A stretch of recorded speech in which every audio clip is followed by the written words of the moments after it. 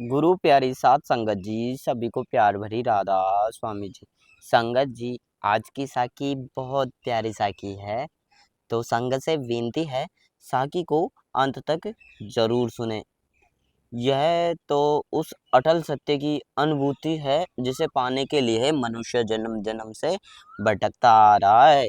यह वह साखी है जो उस अमिट लिखी को उधेड़ती है, जिसे हर किस्मत का नाम देते हैं पर जानते नहीं है यह लिखावट कैसे बनती है और कैसे मिलती है, कैसे पल भर में बदल सकती है। अगर सतगुरु की दृष्टि पड़ जाए तो उस जीव पर जो सच्चे मन से उसे शब्द का सिमरन कर ले, मैं उन दिन को कैसे भूल सकता हूँ जब मेरी समझ में पहली बार यह बात आई कि जो कुछ मैं अपने जन्म का लिखा हुआ समझ रहा था वह तो सिर्फ एक बाहरी परत थी। असली किस्मत तो मेरे अंदर छिपी हुई थी, मेरे विचारों के कोहले में, मेरे संस्कार के पुराने पत्र में। और उस पुराने लेख को कोई नहीं मिटा सकता, सिकाओ उस सतगुरु की कृपा के जो स्वयं शब्द का साक्षात स्वरूप है। मैंने मन में बार बार एक ही दर्द उठता था कि क्या मेरे साथ हर बार वही होता है जो मैं नहीं चाहता? क्यों मेरी किस्मत में असर हो जाती है? क्यों जीत का स्वाद तो दूर, संघर्ष भी अधूरा लगता है? और फिर एक दिन बैठे बैठे उदासी की उस घड़ी में मैंने सोचा कि क्या सच में कोई ऐसा मार्ग है जहां लिखी हुई किस्मत पलट सकती है? क्या कोई ऐसी सत्ता है जो उस नियति के पत्रों को फाड़कर नए पत्र लिख सकती है? और तब मेरी नजर अचानक उस साले की तरफ गई जो प्रतिदिन चुपचाप के पेड़ के नीचे आंखें बंद करके बैठा रहता है, बिना किसी के झटपटाट के, बिना किसी पूजा के, बस शून्य में टक टक टक लगाई, जैसी किसी अनदेखी राग को आनंद ले रहा हो। मैं उसे रोज देखता था, उस पर दिन कुछ टूटा और मैंने उसके पास जा बैठा। उसके पास कोई मंत्र नहीं था, कोई चोला नहीं था, कोई तिलक नहीं था। उसके पास तो बस एक सांस थी जो धीरे धीरे चलती थी, और एक निगाहें थी जो मेरे भीतर तक उतर जाती थी। उस साधु के पास बैठते ही मुझे लगा मानो कोई बहुत पुराना रास्ता खुल गया हो जो मैंने कभी देखा ही नहीं था। और उसने पहली बार मुझे कहा, बेटा तू व्यर्थ भागता है, तू दौड़ता है अपनी मंजिल की तरफ, पर मंजिल तो तेरे भीतर है। तू लिखी हुई किस्मत में डरता है, पर जो लिखा है वह तो तेरे ही हाथ में प्रतिपल लिखा जा रहा है। उसके वचन सुनते ही मेरा पूरा अहंकार हिल गया। मैंने कहा, महाराज जी, मैं तो वही करता हूँ जो मुझे अच्छा लगता है, परिणाम हमेशा विपरीत आते हैं। फिर उस साधु ने धीरे से आंखें खोली और बोला, इसलिए क्यों तू अपने अहंकार से करता था, ना कि उस सतगुरु ने नाम से जो सबको मूल है। तेरी किस्मत की लकीर तेरे संस्कार से बनी है, तेरी अतीत के कर्मों से बनी है, पर इनके पार एक सता है जिसका सिमरन करने से यह लीक हो जाते हैं, एक दिन नदी के तरफ, जो अपना रास्ता स्वयं बदल लेती है। मैं चुपचाप हो गया क्योंकि मैंने पहले कभी ऐसी बात नहीं सुनी थी। नाक से की जाने वाली आवाज, मुझे किसी ने यह नहीं बताया था कि सच्ची भक्ति का अर्थ मंदिर जाना या पूजा करना नहीं, बल्कि सच्ची भक्ति का अर्थ अपनी सूरत को शब्द में समेटना है, उन अहनद नाद से जुड़ा जो हर दिल से बजता है पर कान सिर्फ बाहर की आवाजें ही सुनते हैं। उन दिन में मेरा अंदर एक अटूट परिवर्तन हुआ। मैंने रोज उस साधु के पास जाना शुरू किया, पर वह मुझे कोई वचन नहीं देता था, बस कहता था, बैठ, सांस देख, तेरी धीरे धीरे सुन कि तेरे भीतर क्या गूंज रहा है। मैं बैठा, मेरे मन शुरू में तो बहुत भागता था, हजारों ख्याल आते थे, हजारों दुख आते थे, बीते दिनों की नाकामियों, टूटे सपने, अधूरे वादे सब आकर मुझे घेर लेते थे। पर जैसे जैसे उस साधु की संगति में दिन बीतते गए, मैंने पाया कि मेरे अंदर एक चुप्पी पैदा हो रही थी, एक धैर्य, एक ऐसी ताकत जो पहले कभी नहीं थी। और उसी शांत अवस्था में एक दिन मैंने सामने सच खुल गया कि असली किस्मत का लिखा हुआ कोई ताकता नहीं है।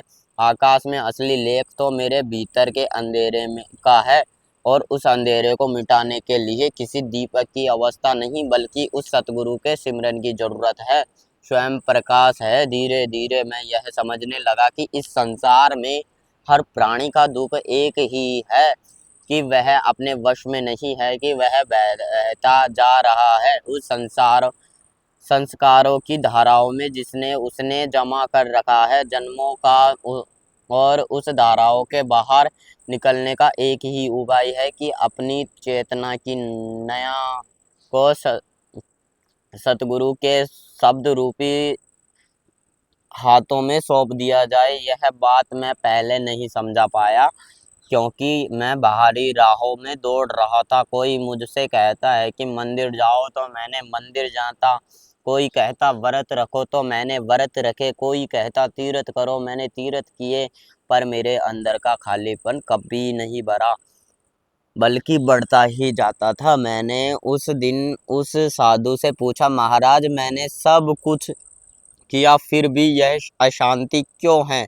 उस साधु ने आंखों के में करुणा भरकर कहा, बेटा तूने सब कुछ किया पर एक काम नहीं किया। तूने अपने अंदर झांकने की अहमियत नहीं उठाई। तू बाहर की मिट्टी को साफ करता रहा, पर भीतर का मेल वैसा ही रहा। उस मेल को साफ करने के लिए ना तो गंगा का पानी चाहिए, ना कोई अनुष्ठान, बल्कि चाहिए तो बस एक निरंतर भजन सिमरन, बस उस अविनाशी का नाम जाप जो सभी ध्वनियों से परे है, पर सभी ध्वनियों में बसता है। जब तू उस सिमरन को पक्का हो जाएगा तो तेरे कर्मों को जो लकीर थी वो पिघल जाएगी, जैसे कोहरा सूरज में निकलते ही पिघल जाता है। मैंने पूछा, वह सिमरन कैसे करूं, वह नाम क्या है? तब उस साधु ने मुझे कहा कि नाम कोई शब्द नहीं, नाम तो सतगुरु की संता से जुड़ने का पुल है, और वह पुल तब बनता है जब तू अपनी सांसों के साथ उस एक संता को याद करे, बिना किसी आकृति के, बिना किसी चरित्र के, बस एक ही भाव से। किसी तू अकेला नहीं है, तेरे भीतर वह राम रहता है जो इस ब्रह्मांड का सार है। उस साधु की बातों में मेरा मन ही एक अजीब सा सुकून में डूबने लगा। मैंने घर जाकर एक कोने में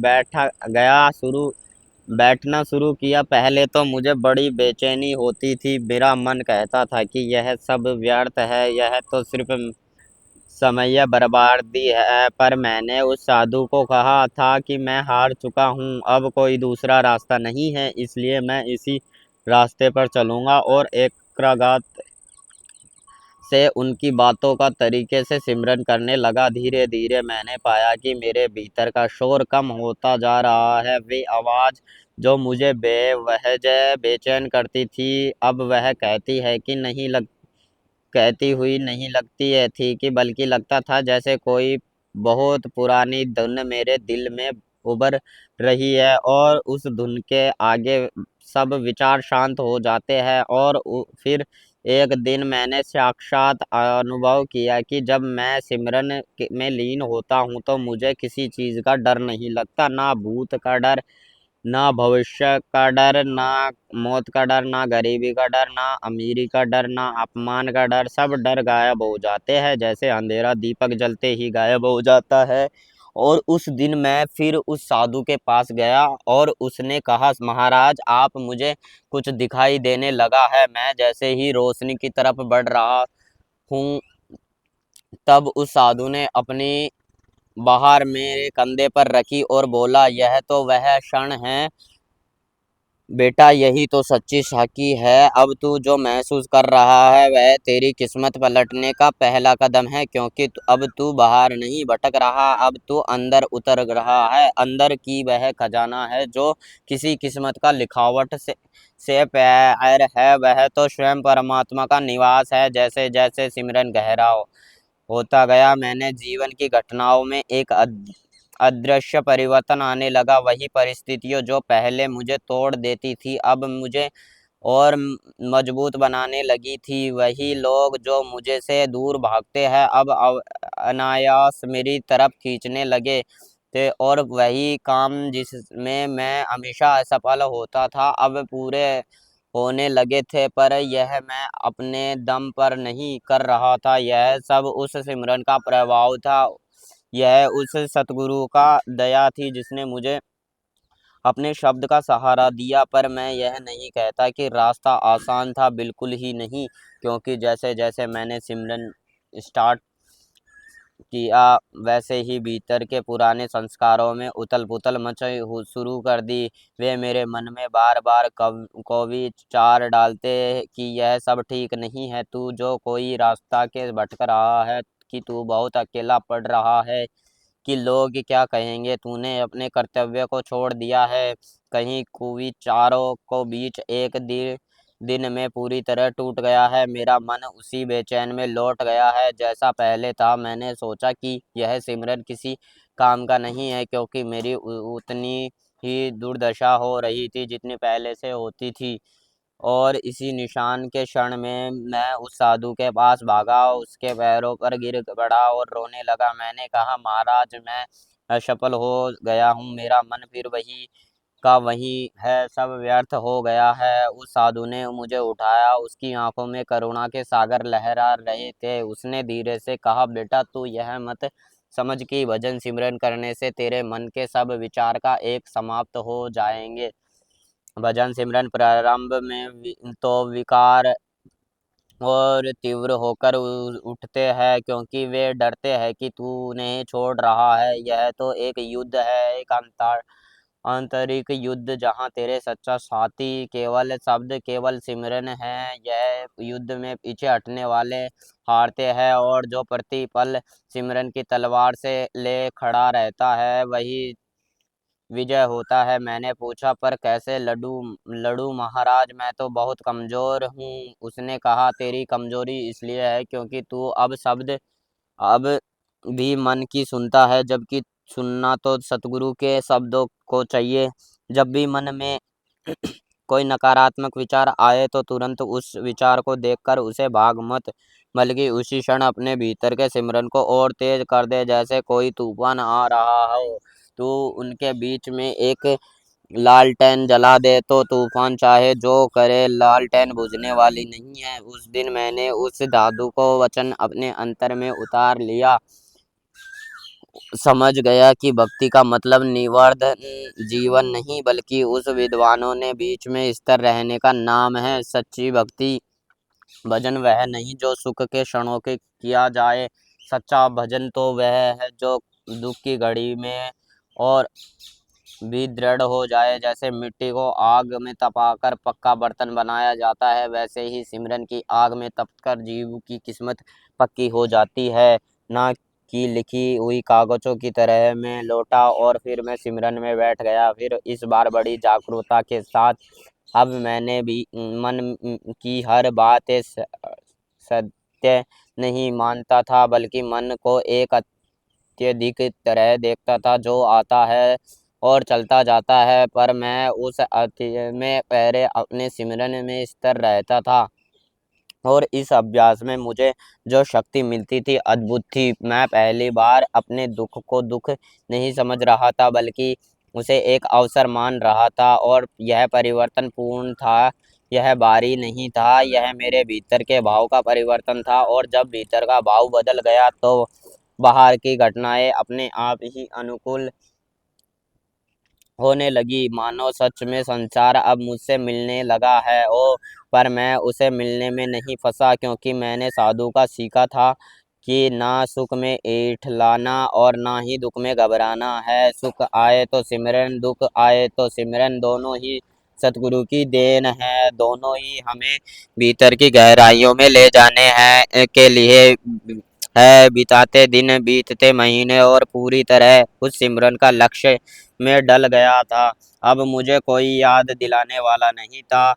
मेरी सांसें स्वयं सिमरन बन गई थी। मेरा सोना, मेरा जागना, मेरा चलना, मेरा खाना, मेरा सब कुछ एक साधु की ढल हो गया था। और इस अवस्था में मुझे एक अद्भुत अनुभव हुआ। मैंने महसूस किया कि अब मेरे जीवन में कोई कुछ घटित होता है तो वह पुरानी किस्मत के अनुसार नहीं तो होता, बल्कि एक नई व्यवस्था बन गई है, जहाँ हर घटनाएं मेरे उत्थान के लिए होती है, जहाँ हर कठिनाई एक सीख बनकर आती है और हर सुख का अनुग्रहण बनकर। यह सब उस सतगुरु की असीम दया के कारण हो रहा है, जो बिना किसी औपचारिकता के, बिना किसी भौतिक साधना के मेरे मन के शून्य में उतर आए थे और मैंने एक नया जन्म दिया था। क्योंकि अब मैं वह व्यक्ति नहीं रहा था जो अपने आतंक के गुलाम में था। अब मैं वह व्यक्ति बन चुका था जो हर पल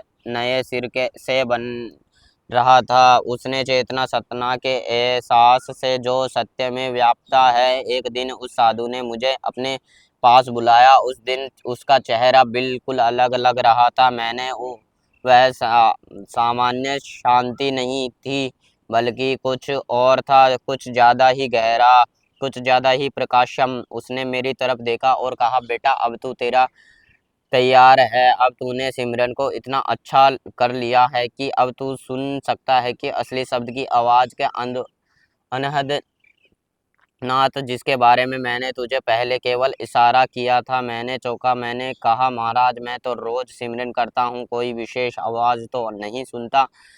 उस मुस्कुराते हुए कहा, आवाज़ साधारण कानों में नहीं सुनती जाती, वह तो सूरत की आवाज़ है। जब तेरी सूरत शब्द के लीन हो लगती है तब वह अनहद का द्वार खुलता है। अब तू उस द्वार के करीब है। बस थोड़ा और धैर्य, थोड़ा और नियंत्रण। में उत्साह में घबराहट दोनों से भर गया। उस रात मैंने अपने कमरे में बैठकर बहुत देर तक सिमरन किया। मैंने किसी चीज़ की कामना नहीं की, ना दृश्य की, ना चमत्कार की, ना किसी सिद्धि की। मैंने ये बस यही प्रार्थना की कि हे सतगुरु, जो भी है मुझे मिलना चाहिए वह मुझे तुम्हारी कृपा से मिले।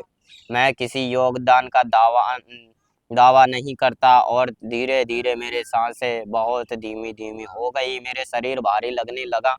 मेरी आंखें अपने आप बंद होने लगी, पर भीतर एक कुछ खुलने लगा, जैसे अंधेरे में कमरे में कोई जरा सा दीपक जला दिया जाए।